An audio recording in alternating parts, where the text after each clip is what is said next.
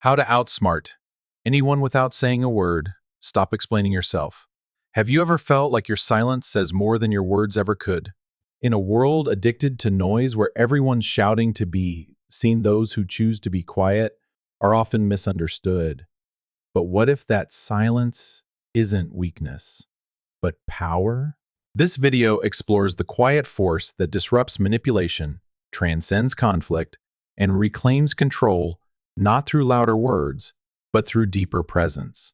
Stay with us. What you're about to hear might change the way you speak forever. When words weaken you and silence begins to speak, have you ever walked away from a conversation even after saying everything that needed to be said, yet still felt like the one who lost? Have you ever felt that every word you struggled to express only pulled you further away from yourself, as if you were trading your inner peace for a victory no one really needed? We live in a world where words are glorified. Speaking fast is seen as intelligence. Speaking a lot is seen as confidence. Speaking loudly is seen as strength. And from an early age, we're taught that silence is a sign of weakness. That if you don't speak up, if you don't argue back, don't prove your point, don't defend yourself, then you've already lost. But is that really true? Or is it just another false belief society has drilled into your mind? Those who are grounded don't need to react. Those who understand don't need to prove. True strength doesn't belong to the best debaters. It belongs to those who no longer feel the need to debate. So next time you feel the urge to speak just to maintain your place in a conversation, pause. That silence you're about to keep might be the first step towards self-mastery. And maybe, just maybe, your silence will be the clearest thing you've ever said. You're not weak for being silent. You're just showing up differently. Silence is often misunderstood. People look at someone who doesn't react, doesn't argue, doesn't fight back, and assume they're timid, afraid, or inferior. But that's only a surface-level judgment, born from a society that values appearances over inner depth. The truth is, not everyone is silent out of weakness. Some choose silence because they've seen through the nature of the game. They understand that most arguments aren't about truth, but ego, not about understanding, but about gaining dominance, not about connection, but about control. Nietzsche once said, "He who must convince others is still uncertain himself." Those who are truly confident don't need to throw words around to prove anything. They show up with calm. They don't need to occupy space with noise, because they know their silence is powerful enough to command attention. And in the noisiest rooms, the silent ones often make others the most uneasy, because that quietness forces people to confront themselves. There's no one left to blame, no one to argue with, only themselves and thoughts they've never dared to question. You are not weak when you choose silence. You are simply showing up in a way the crowd has yet to learn how to understand, a presence that needs no words, no performance, no applause, only a quiet steadiness held by you, for you. And sometimes, the ones who speak the least are the ones who speak the loudest through the depth of their presence. The peacekeeper is often the one most easily hurt. Have you ever been the one to keep the peace in every conversation? The one who yields, who soothes the atmosphere, who always says it's not worth making a fuss. If so, you'll understand this feeling. You stay quiet to preserve the peace, only to end up carrying a silent exhaustion no one sees. Society praises patience and composure as noble traits, but few talk about the cost paid by those who practice them. Behind the calm exterior are emotions swallowed, whole words that were never spoken, pain that was never named, and over time, you become the one others vent to, the one they push because they know you won't push back. Nietzsche didn't write for those who want to be seen as good by the majority. He wrote for those awake enough to see that kindness without boundaries will be exploited, that keeping the peace does not mean erasing yourself from the dialogue. The truth is, no one truly knows what you think if you always hide it. No one values you if you always compromise. No one will protect you if you always take the hit. You don't need to become loud, but you do need to learn how to hold silence as a boundary, not as a surrender. A silence that no longer hopes to be understood, but instead delivers a clear message. I know who I am, and I no longer need anyone else to define that for me. And from that moment on, silence is no longer where you shrink, it's where you begin to grow. You don't have to win the argument to be in control. From a young age, we're taught that if someone says something wrong, we must correct them. If someone attacks us, we must respond. If someone misunderstands us, we must explain. And so we grow up in a world where every conversation becomes a battlefield, where words are weapons and silence is mistaken for defeat. But Nietzsche saw a truth that runs in the opposite direction. He didn't believe that those who speak the most are in control. On the contrary, the more someone needs to prove they're right, the more it reveals their inner insecurity. Behind every need to justify is a fear of being misunderstood. Behind every attempt to persuade is the anxiety of being rejected. And behind the words, "I have to explain myself so others understand me," lies a self still dependent on external validation. Nietzsche called this the morality of the herd, where people don't live by their inner truth, but by the expectations of the crowd. They argue not to uncover truth, but to be accepted, not to understand one another, but to claim the upper hand, and in that game, the more one craves to win, the more easily they are controlled. Because those who are truly in control have no need to conquer anyone. They understand that truth doesn't require recognition to exist, that their presence is already whole without needing anyone's agreement. And because of that, they can choose silence, not because they're weak, but because they've outgrown the need to prove anything. True mastery is not in speaking the final word, but in not needing to speak at all, while the entire room falls quiet. When you stop reacting, you begin to control the atmosphere. Reaction is instinctive, a rude comment, a look of disdain, a misunderstanding, and you feel the urge to respond, to prove something, to defend yourself. But the very moment you react, you've already handed control over to someone else. Nietzsche called this the subjugated mind. Those who are constantly reacting are letting the outside world dictate their inner world. They live in someone else's reality, not in the core of their own being, and in doing so, they lose the most powerful right they possess, the right to govern their own response. But what if you could stop? What if, in a moment of sheer strength, you could choose not to react? You'd witness something strange unfold. The room begins to shift. The energy reverses.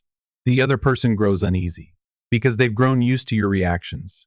When you no longer react, they lose direction. They start spinning in their own confusion. Silence is no longer retreat. It becomes the most refined form of confrontation, not to wound, but to force the other to confront themselves without anyone left to blame, without anyone left to manipulate. And you, in that conscious silence, are doing something few dare to do. You stop reacting and begin to shape the space around you with the steadiness within you. No need to speak, no need to dominate, just stand firm. Just be as a presence that cannot be shaken. In a world where everyone rushes to react, the one who pauses becomes the one who rewrites the rhythm of the game. Übermensch, when power no longer needs to speak. Nietzsche didn't speak of silence as a mere temporary tactic. He introduced an ultimate figure, a kind of human the modern world rarely understands, the Übermensch, or Overman. Not a figure of brute strength or social status, but one who has transcended herd morality, surpassed the need to be accepted, loved, or understood. The Übermensch does not live to react. They live to create. They don't operate within borrowed systems of belief, but instead forge their own values. And what makes the Übermensch formidable is not aggression, but an unshakable calm. While others argue loudly, the Übermensch remains silent, not because they fear being wrong, but because they have no need to be right in the eyes of others. While others seek validation, the Übermensch seeks only inner integrity. And that silence resonates louder than any argument. It forces others to adjust, to step back, to reflect. The Übermensch doesn't need words to make others retreat for their very presence. Grounded in quiet mastery is an unspoken authority. They don't need to control others because they have mastered themselves. And in a chaotic world of noise, emotions, and reactions, that self-mastery is the highest form of power. The Übermensch doesn't remain silent because they have nothing to say. They remain silent because they understand that real power doesn't come from being heard. It comes from no longer needing to speak. The gaze of the silent one makes the entire room step back. Some people don't need to say anything, yet their presence unsettles everyone around them. They walk into a room, sit quietly in a corner, and the air tightens, though they haven't said a word. That power doesn't come from status or fame.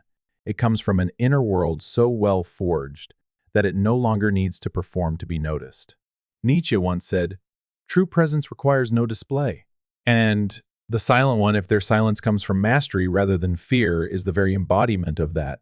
They don't need to interrupt the conversation, don't need to correct anyone, don't need to raise their voice to be heard, but their gaze, their calmness makes it impossible to look away. Because in a world where everyone is trying to be seen, unpredictability is the one thing that keeps others on edge. They don't know what you're thinking, feeling, whether you're angry or indifferent, and that ambiguity, that silence, throws them off balance.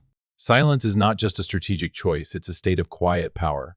The one who can hold silence at the right moment and stay with it controls the entire field of the conversation. And then you realize you don't need to be loud, you just need to be grounded.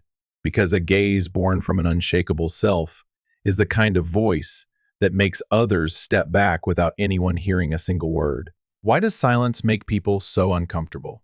We often think silence is empty, but it isn't.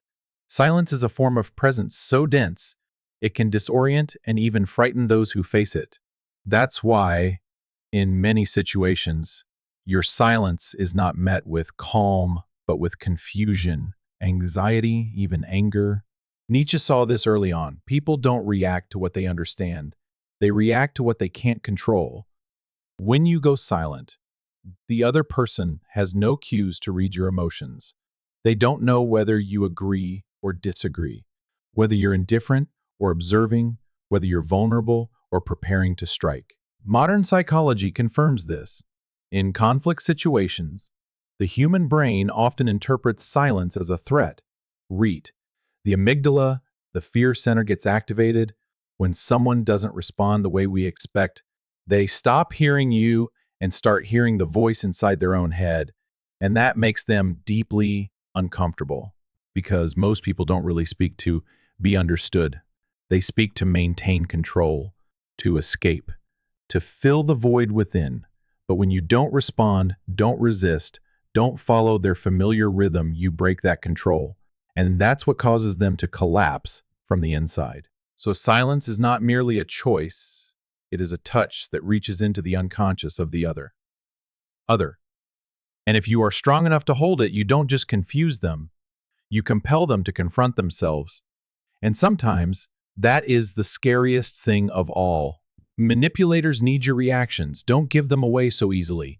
Every word you utter, every emotion you show, every time you react is a fragment of your power that you hand over to someone else. And to manipulators, that's exactly what they feed on. They live off your reactions. They read your mood, your weaknesses, your limits, based on how you respond to pressure, to their words, or to their silence.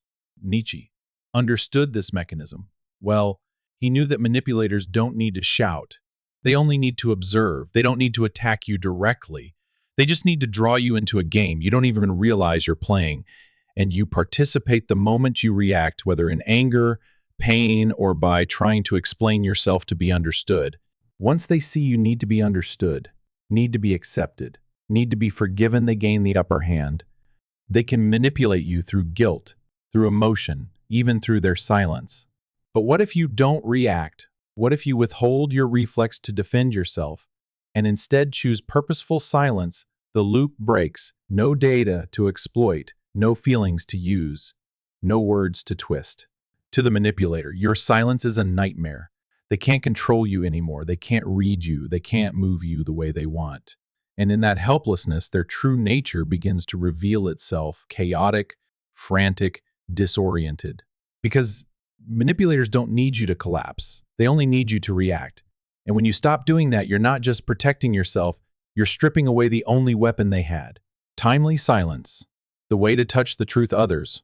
Always hide within each of us lie things we don't want seen, insecurities, shame, feelings of inadequacy, wounds left unhealed, and most of the time, we speak to hide these things. We use words as masks to joke, to dominate, to convince others and ourselves that we're fine, strong, and in control. But when you remain silent, not refuting, not denying, not colluding, that mask starts to crack. Because intentional silence is a mirror, and no one stands calmly in front of a mirror roar they weren't ready to face.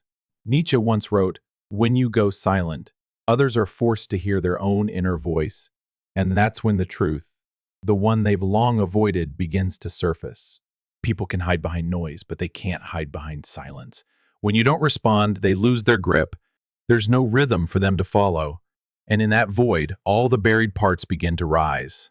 A steady gaze, a presence that isn't in a rush, an uncomfortable pause. Sometimes, that's all it takes for someone to reveal what they've never let anyone see.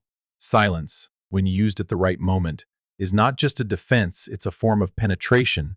It cuts through words, through reason, through defense mechanisms, and it touches the emotional core where all the things unsaid still live.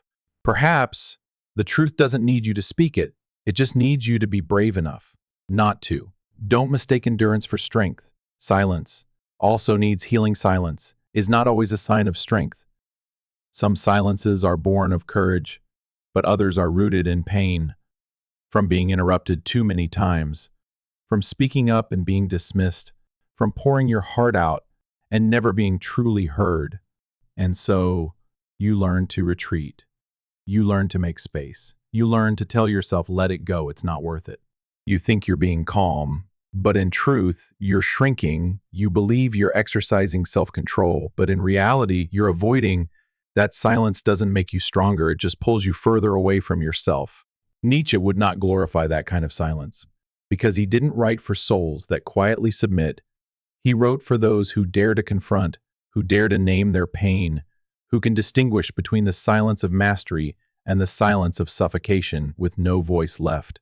If you've never felt truly heard, never felt truly accepted, then the silence you carry might be a scar.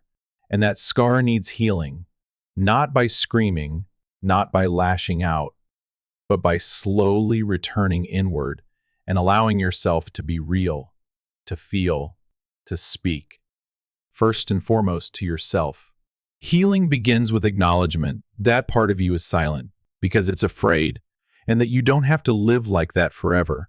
Silence becomes true power only when it is chosen, not forced, when you can speak but you don't need to. And in that moment, your silence is no longer suppressed pain, but the profound presence of a soul that knows it deserves to exist fully. Nietzsche warned of a dangerous kind of morality. The morality of submission. Society teaches us that sacrificing the self is noble, that endurance is virtuous, but no one talks about its shadow side when you endure so much that you forget your own feelings, forget your own boundaries, forget that you too are a human being, living, feeling, and deserving of respect. You yield, you step back, you understand others. But bit by bit, you give away your place in life. They take the space you're too afraid to claim. They impose because you don't push back. They grow used to hearing you say, "It's okay, don't worry about it." And then you start calling that peace. But true peace isn't about avoiding conflict. True peace is when you can stand your ground amidst differences, misunderstandings, disagreements, without needing to shrink yourself. If the peace you live in makes you feel tired, lonely, and quietly wounded, then it's not peace. It's paralysis disguised as virtue. And one day, you'll have to look within and ask yourself, is this silence protecting me, or slowly making me disappear from my own life? Every time you stay silent to avoid offending, you abandon a piece of yourself. Sensitivity in relationships is necessary. But when you constantly silence yourself just to avoid hurting others, to avoid being misunderstood, to avoid making someone uncomfortable, what happens to the truth within you? You stop speaking up when you're hurt. You no longer push back when someone crosses a line. You withhold your disagreement, not because it doesn't matter, but because you're afraid that speaking up will cost you the relationship. But what you don't realize is, every time you suppress your true feelings to keep someone happy, you're losing a part of yourself. Nietzsche called this the slow death of the self, a death not marked by tragedy, but by the daily denial of your real emotions, your thoughts, your limits. You think you're preserving the relationship, but in truth, you're maintaining a connection that no longer includes you. Because when your silence is driven not by strength, but by fear, that silence eats away at you. It makes you doubt your inner voice. It convinces you that your truth doesn't deserve to be heard. And slowly, you stop speaking, not because you don't want to, but because you're no longer sure you have anything left to say. To keep others, you must first keep yourself, not through opposition, but through honest presence. If someone leaves you because you live truthfully, that's not a loss. That's a release. Because if you have to abandon yourself in order to be kept, what you've been holding on to was never love, was never respect, and you deserve more than that. Silence born from understanding is strength, but silence born from fear is self-erasure. Don't let kindness become the excuse for fading out of your own life. You don't need to be understood to live truthfully as yourself. We grow up with a quiet longing to be understood, to have someone truly listen without judgment, to be accepted wholly even in our weakness, our confusion, our contradictions. But then we realize not everyone has the capacity to understand. Not everyone is deep enough to reach what lies within us. So we begin to adjust ourselves, say things that are easier to hear, appear more put together, live in ways that are easier for others to digest. We hope that if we're normal enough, pleasant enough, proper enough, someone will stay long enough to understand us. But the more we do this, the further we drift from ourselves. Nietzsche didn't write for those seeking approval. He wrote for those brave enough to live truthfully even when no one understands, because he knew the truth within you doesn't need to be understood, it only needs to be lived. You don't need to justify your existence. You don't need to fit into someone else's idea of who you should be to feel worthy. You can be yourself fully, deeply, complexly, without needing anyone's confirmation. Because when you stop living to be understood, you begin to live to be real. And that truth, though it may be lonely at times, is the only foundation strong enough to build a life with roots, one that doesn't sway with others' opinions, one that doesn't collapse at rejection or doubt. Not needing to be understood doesn't mean you shut yourself off. It means you stop waiting, you return to your core, and from there, you live deeply, fully, freely. When you stop defending, you begin to set the rhythm of the game. Intense conversations. Our first instinct is defense. We brace ourselves, ready our arguments, build walls around our minds, preparing to react to any attack. But have you noticed when you brace to avoid being hurt, you're also unknowingly giving away control to the other person? The truth is, the one who rushes to react is the one being led, and the one who remains calm, who doesn't need to prove anything, that person is the one setting the rhythm of the entire interaction. Nietzsche called this the power of the observer. This person doesn't step onto the stage seeking attention. They stay on the edge, they watch, they listen, they feel. And when the moment is right, they speak a single sentence, one that shifts the entire room. This is not passive silence. This is strategic silence, a stillness that is alive, not surrendered, not timid, but charged with patience and choice. This person doesn't speak when provoked. They speak when they decide, and that's what makes them powerful in the calmest way possible. You can learn to do this by breathing slower, by not rushing to respond, by not letting your emotions dictate your reflexes. You don't fight the current, you steer it. And when you no longer try to claim control through your words, you begin to master the moment from within. The room slows to your heartbeat. The other person pauses at your gaze.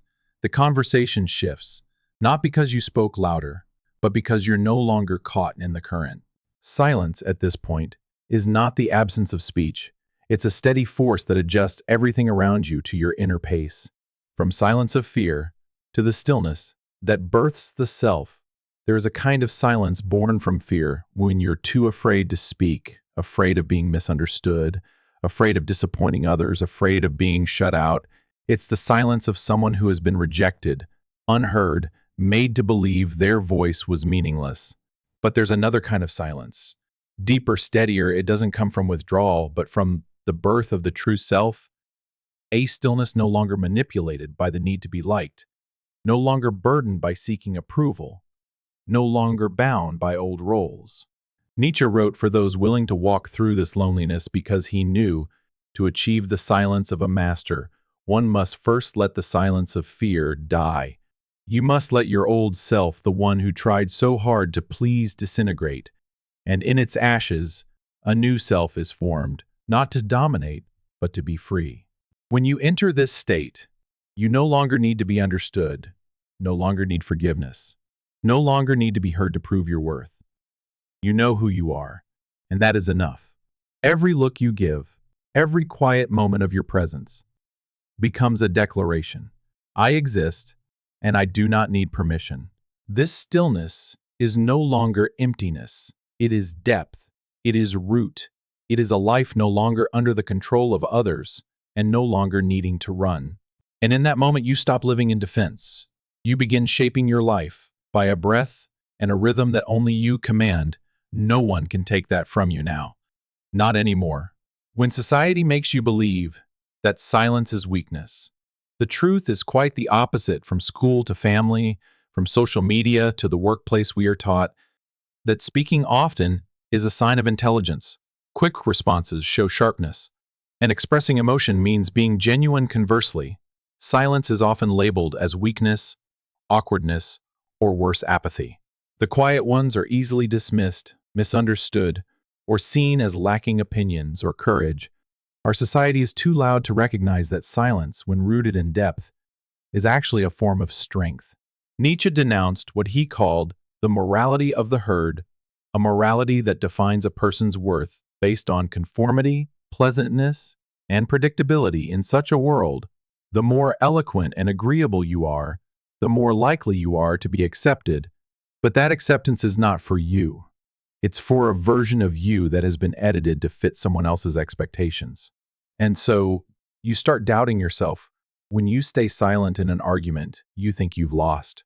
When you don't explain a misunderstanding, you think you're weak. When you remain quiet in the face of aggression, you think you've failed to defend yourself. But the truth is different. Silence, when chosen from a place of awareness, is not retreat, but transcendence. It is when you are no longer governed by the need to prove, when you no longer let someone else's words define your worth. It is a state of ripened inner strength, a freedom that no social system can control.